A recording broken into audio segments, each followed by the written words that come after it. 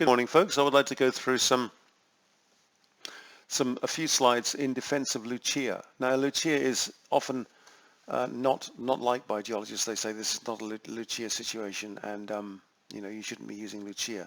And I agree. If we've got lots of data, we don't need to use Lucia. But normally, at the beginning of appraisal or during exploration, we do not have enough data.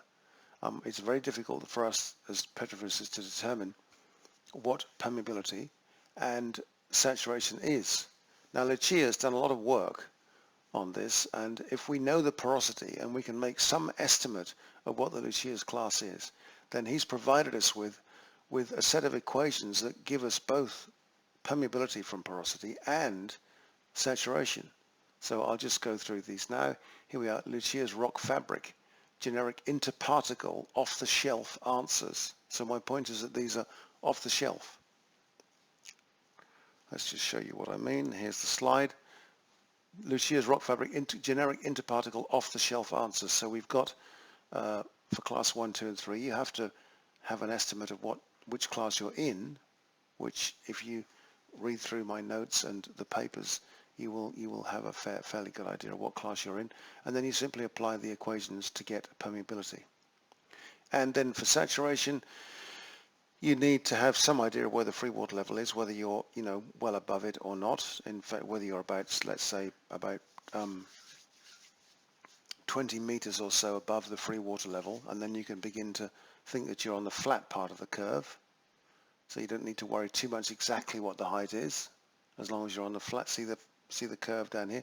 If you're on the flat part of it, where height is not a big influence on saturation, you see, look, you change the height, and you don't change the saturation. Even in class 2, which is more sensitive to height, once you get above about 100 meters of oil or 30 meters of gas, you don't have too much sensitivity to height. Now you might say there's a lot. Well, I mean, yes, that is a lot, but at the beginning in the beginning of exploration and appraisal, you really have a very poor idea about these things because carbonate's quite difficult in terms of M and so forth. Okay, so that's the idea, and let's just go on now to the next slides. So my defense of Lucia is that from porosity to permeability and saturation without core, and we want to use these default equations, adapt them, and ultimately replace them with our own reservoir-specific data. So without core, if we recognize Lucia classes, if we can make a stab at recognizing them, and we believe Lucia's fabrics are broadly applicable, then we can make some estimate of porosity and of permeability and saturation from porosity and some estimate of height. With core, of course, we need to gradually replace the equations that Lucia has given us with our own reservoir rock typing, which is another way of doing classes. Classes are really just reservoir rock types, right? As we develop our own reservoir rock type evaluation, which is what we should always be looking for with carbonates, to characterize a reservoir rock type in terms of its relationships between porosity, permeability, saturation, height, and so forth, and the logging tools as well, then we can gradually replace these off-the-shelf answers with our own per reservoir, per rock type answers. But in the meantime, let's use Lucia until we've got something better. Don't just, if the geologist says we can't use Lucia, don't do that unless he can come up or she can come up with something better than Lucia at this early stage of appraisal.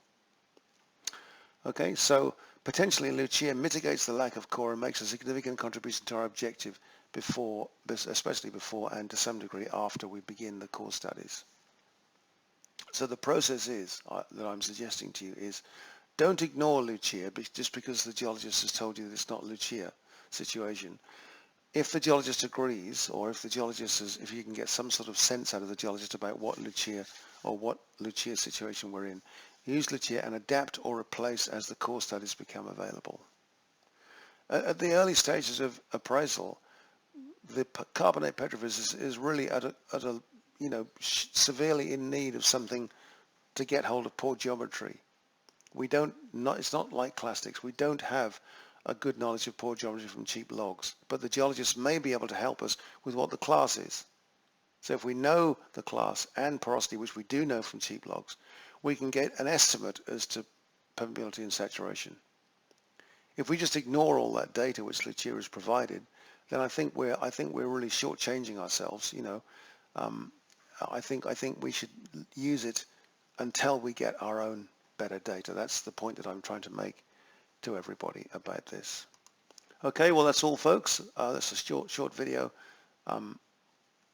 See you.